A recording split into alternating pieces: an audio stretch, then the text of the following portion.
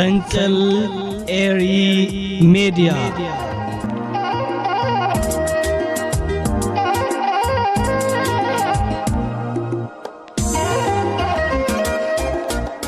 سلام تغادلتي مدبات فانجليري ميديا كما يتحضروا نلو محموس شيعة ميازيا بقدام ما يتحست مدبات قريبا لخو نمكتالكم بخبري عدم سنة مكتال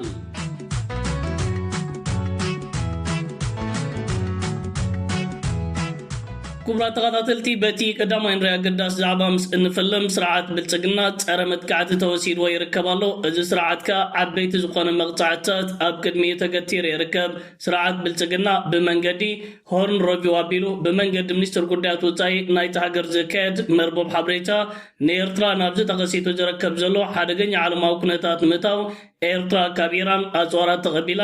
ንዕጥቋት ዕቱና የመን ትህብን ተረክብናላ ዕጥቋት ዕቱና የመን ንማያት ከባህርን አው ዝግበር ንግዳው መንግስቃስ ንምኽላፍ ካብ ኤርትራያም አጽዋራት ዝቕበሉ ብምባልዩ ኣብ ልዕሊ ኤርትራ እዚ ጸለመን ፈተነታትን ተኻይዱ ነይሩ በአንጻሩ ስርዓት ብልጽግና ኣብ ሱዳን ዝገብሮ ዘሎ ሓደገኛ ምትእትታውን ሓደገኛ ተግባራትን ዝተፈላለዩ ዓበይቲ መራኸቢታት ዓለም ጸብጻባት ክሰርሕሉ ጸኒሖምን ኣለውን ትማሊ ንስርዓት ብልጽግና ዝምልከት ሰለስተ ዓበይቲ ጸብጻባት ብጸለውቲ ዝበሃሉ መራኸቢታት ዩኒቨርሲታት ተዘርጊሑ ይርከባሉ ኣብ 4 ኪሎን ስርዓት ብልጽግናን ሓያል ዝኾነ ፍርሕን ሻቅሎትን ነጊሲ ይርከብ ሓደ መራኸቢ ሒዝዋ ወፂኡ ዝርከብ ዘሎ ጸብጻብ ብኸምዚ ስዕብ መንገዲ ናባኹም ከብለ ደጊመ ሰናይ ምክእታል ጸብጻብ ያል ካብ ሓደ መደበር ኢትዮጵያ ንህፁፅ ደገፍ ምልሻ ጃንጃዊድ ወተሃደራዊ ደገፍ ከም ዝተገብረሉ መርቱዕታት ኣቃሊዑ ካብ ኣሶሳ መጥቃዕቲ ሰማያዊ ናይል ጀሚሮ ኣብዚ ቀረባዋን ብቤት ትምህርቲ ህዝባዊ ጥዕና ናይል ሰብኣዊ ምርምር ቤተ ፈተነ ኣብ ዘውፅኦ ጸብጻብ ተመራመርቲ ካብ 29 ታሕሳስ 2025 ክሳብ መጋቢት 2026 ኣብ ዘለዋን ብሓይሊ ሃገራዊ ምክልኻል ኢትዮጵያ ኣብ ከተማ ኣሶሳ ብሓይሊ ሃገራዊ ምክልኻል ኢትዮጵያ ዘካየድ መደበር ንምልሻ ቁልጡፍ ውሃብ ደገፍ ጃንጃዊድ ይወሃብ ከም ዘሎ ዘመልክት ጽኑዕ መርትዖታት ከም ዘሎ ደምዲሞም እዚ ጸብጻብ ብ29 መጋቢት 2026 ወጪን ተዘርጊሑን ዝርከብ ዘሎ እዩ እቲ ጸብጻብ ብሳትላይት ምስሊ ትንተናን ክፋት ምንጭን መረዳታን ዝተመርኮሰ ኮይኑ ምስቲ ኣብቲ ዞባ ኣብ ካልኦት ወተሃደራዊ ማዓስከራት ኢትዮጵያ ዝተዓዘብናዮ ስርሒታት ዘይሰማማዕ ቁኑዕን ርትዓውን ቅዲ ንጥፈታት ኣለልዮ ብተወሳኺ ነዚ ንጥፈታት እዚ ብቐጥታ ምስቲ ምልሻ ካብ ውሽጢ ግዛት ሰማያዊ ኣባይ ሱዳን ዝካየድ ስርሒታት ብምትእስሳር መሬት ኢትዮጵያ ከም መበገሲ ስግሮ ደባዊ መጥቃዕትታት ይጥቀመሉ ኣሎ ዝብል ገምጋም የደልደል ብተወሳኺ እቲ ጸብጻብ ኣብ መዕርፎ ነፈርቲ ኣሶሳ ንጥፈታት ኣየርን ምክልኻል ዕርድታትን ይስነድ እዚ ድማ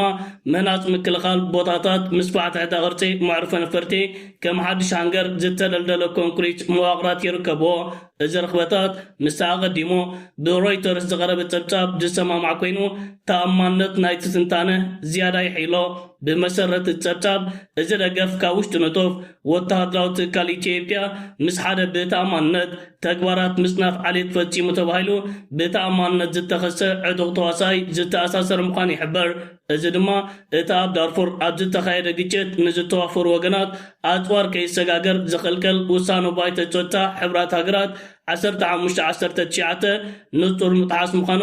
እቶም ተመራመርቲ ድምድሞ ካብቶም ዝተለልዩ ወሰንቲ መራየታት እቲ ጸብጻብ ምስ ወተሃደራዊ ሓይሊ ኢትዮጵያ ዘይተኣሳሰራ ንግዳዊ መካይን ጽዕነት ብተደጋጋሚ ምምፅአን ብዘይዒድ ክዝመጻ ቀለልቲ ታክቲካዊ መካይን ዘራግፋ ምስ ናይ ቀለም ስኬም ወይ ስፔሲፊኬሽን ናይ ኢትዮጵያ ወተሃደራዊ መሳርሒታት ዘይቃደ ምህላውን ዘገልሑ እዘን መካይን ምስ ካልኦት ኣቐዲመን ኣብ ክፋት ምንጭ ዝተራእየ ምንቅስቓስ ስእልታት እውን ይመሳሰላ ካብ በርበራ ኣብ ሶማልያ ናብ ውሽጢ ኢትዮጵያ ዝንቀሳቐሱ ባታታት ምልሻ ከም ዝተጓዓዙ የመን እቲ ጸብጻብ ብተወሳኺ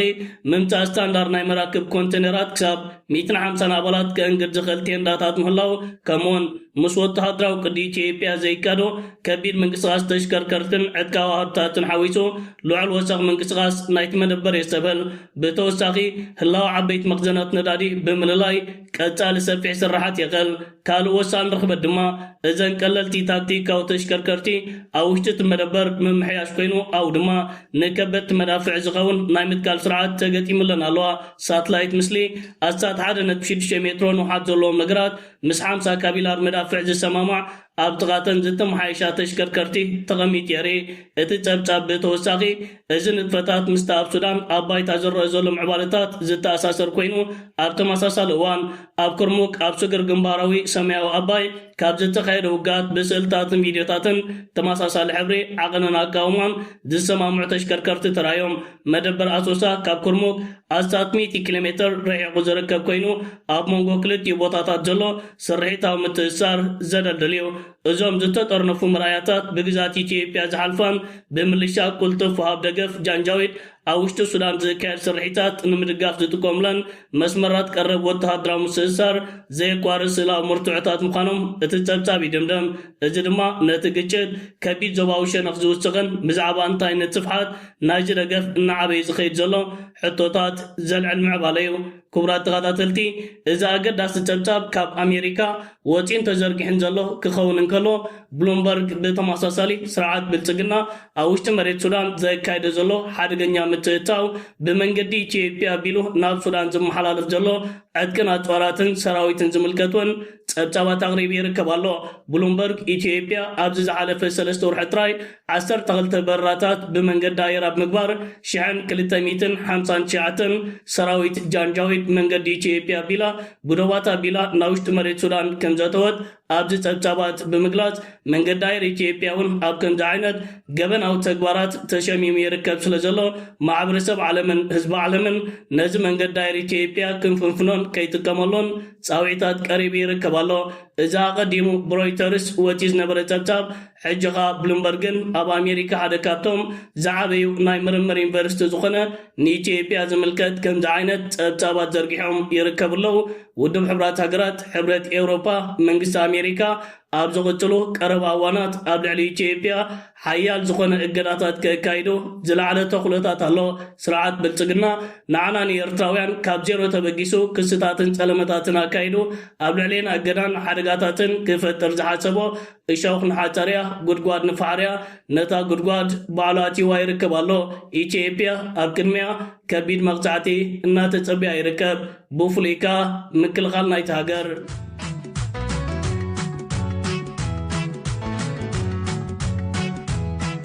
ክቡራት ተኸታተልቲ ናብቲ ካልኣይ ኑርያ ኣገዳሲ ዛዕባ ምስ እንሰግር ብቐጥታ ምስ ሃገርና ኤርትራ ዝተተሓዘ ኮይኑ ነቲ ኣብ መንጎ ሕብረት ኤውሮፓን መንግስቲ ኤርትራን ተፈጢሩ ዝርከብ ዘሎ ሓድሽ ጽምዶን ርክባትን ምዕባለታትን ዓበይቲ መራኸቢታት ዓለም ዝተፈላለዩ ትንታነታት ክህብዎ ቀኒዮምን ይርከብና ኣለዉ ሕብረት ኤውሮፓ ምስ ኤርትራ ዝነበሮ ቄናን ኣካይዳ ኣብዚ ሕጂ እዋን ብምምሕያሽ ምስ ኤርትራ ኣብ ዝተፈላለዩ መድያት ብሽርክነት ንምስራሕ ይንቀሳቐስ ከም ዘሎ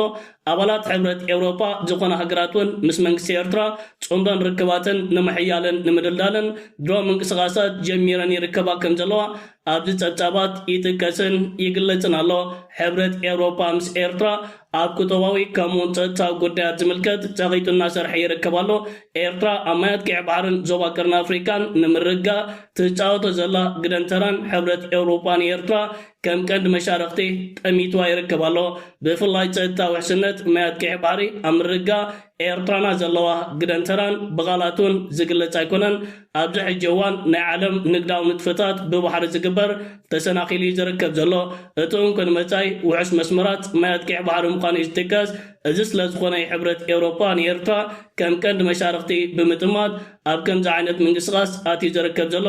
ኣብ መዳይ ዕደና ናይ ኤርትራውን ሕብረት ኤውሮፓ ሓደ ካብቶም ኣተኲርሎም ዝርከብ ዘሎ ዓበይቲ ጉዳያት እዩ መንግስቲ ኣሜሪካ ብተመሳሳሊ ከምዚ ሕብረት ኤውሮፓ ወሲድዎ ዝርከብ ዘሎ ውሳነታት ኣብ ኤርትራ ተመሳሳሊ ፖሊሲታት ንምትግባር ምንቅስቓሳት ጀሚሩ ይርከብ ከም ዘሎ ኣብዚ ጸብጻባት ተገሊጹ ይርከብ ኣሎ ኣሜሪካ ኣብ ልዕሊ ህዝብን መንግስትን ኤርትራ ቄናን መርገፅን ኣካይዳ ዝነበረ ሃገር ክትከውን እንከላ ንህዝብን መንግስትን ኤርትራ ከቢድ ዋጋ ክፊላቶያ ኣብዚ ሕጂ እዋን ኣሜሪካ ምስ ሃገራት ኣፍሪካ ኣብ ምትሕግጋዝ ዝተሰረተ ፖሊሲ ክትከተል ምዃና ብተረጋጋሚ እዋን ክተፍልጥ ጸኒሓና ኣላን ኣብ ዞባ ቀርኒ ኣፍሪካን ማያት ቅዕ ባሕርን ንኤርትራ ልክዕ ከም ሕብረት ኤውሮፓ ከም ቀንዲ መሻርክቲ ብምጥማት ምስ ኤርትራ ጽምዶን ርክባትን ስምምዓትን ክትክትም እዚ ሃገር ምስ ስልሳልን ምስ ሽብሻብን ተካይድ ከም ዘላ ዝተፈላለዩ መራኸቢታት ሓበሬታታት ሒዞም ይወቱ ኣለው እዚ ኸኣ ኣብ ዞባ ቀርኒ ኣፍሪካን ማያት ቀይሕ ባህርን ሓድሽ ፖለቲካዊ ምዕባልን ኣስተላልፋን ፈጢሩ ይርከብ ኣሎ ስዑድ ዓረብን ግብፅን እዚ ነገራት ንኽኸውን ሓያል ዝኾነ ጽልዋ ይፈጥራ ከም ዘለዋ እውን ኣብዚ ሓበሬታ ብንጹር ሰፊሩ ዝርከብ ዘሎ ጉዳዩ መንግስቲ ኤርትራ ንንውሕ ዝበለ እዋናት ውሽጣዊ ዓቕምታቱ ከደልደል ጸኒሕና ኣሎን ብፍላይ ኣብ መዳይ ዲፕሎማስን ፖሊስን ሃገርና ኤርትራ ዘለዋ ንጹር ፖሊስታት ንናይ ምዕራባዊ ዓለም ሃገራት ሓደ ካብቲ ክንቕንቆ ኣጸጊምዎን ዝነበረ ሽግራት እዩ መንግስቲ ኤርትራ ብፖሊስ ርእሰ ምርኮሳ እናተመርሐ ብነጻ ሕሪ ዝኸይድ መንግስቲ ስለ ዝኾነ ንመንግስቲ ኤርትራ ክተደናግሮን ክትሓባብሎን እቲ ዝኸበደ መንገዲ እዩ ሃገራት ኤውሮጳ በቲ ኤርትራና ትለለየሉ ነቓት ዝኾነ ፖሊስን መርገጅታትን ንክልቲኦም ኣካላትን ወገናትን ህዝብታትን ብዘረብሕ መንገድን ስምማዓትን ነዚ ሓድሽ መድረኽ ጽምዶን ርክባትን ኣቴኖ ይርከብ ኣለዋ ሃገርና ኤርትራ ምስ ከምዚኦም ዓይነት ሓያላት ውድባትን ሃገራትን ትፈጥሮ ከምዚ ዓይነት ዲፕሎማስን ቁጠባዊ ምትሕጋዝን ጸጥታዊ ምትሕባርን መመሊሱ ንሓይላን ብርታዕያን ዘጎልብት እዩ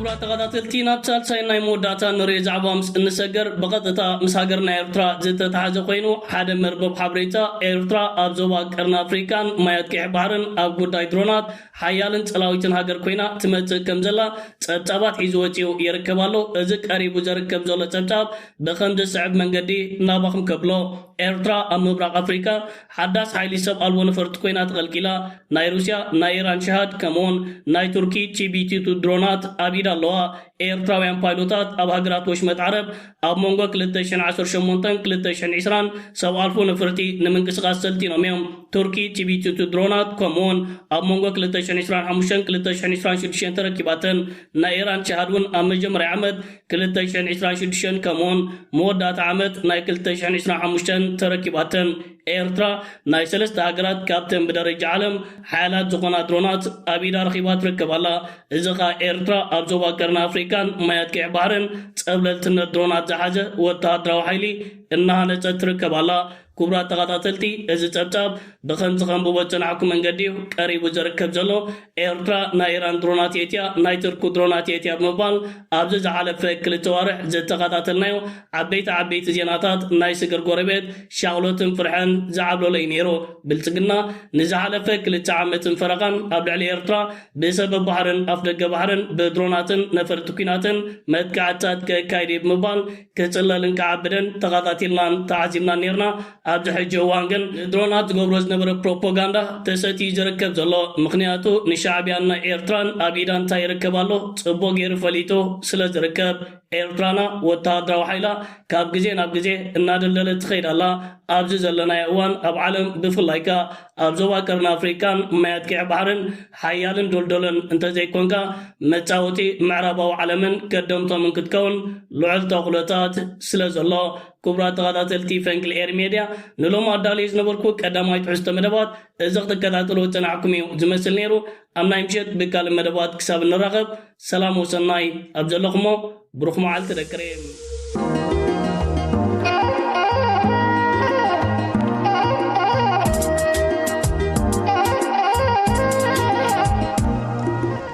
فنكل اير ميديا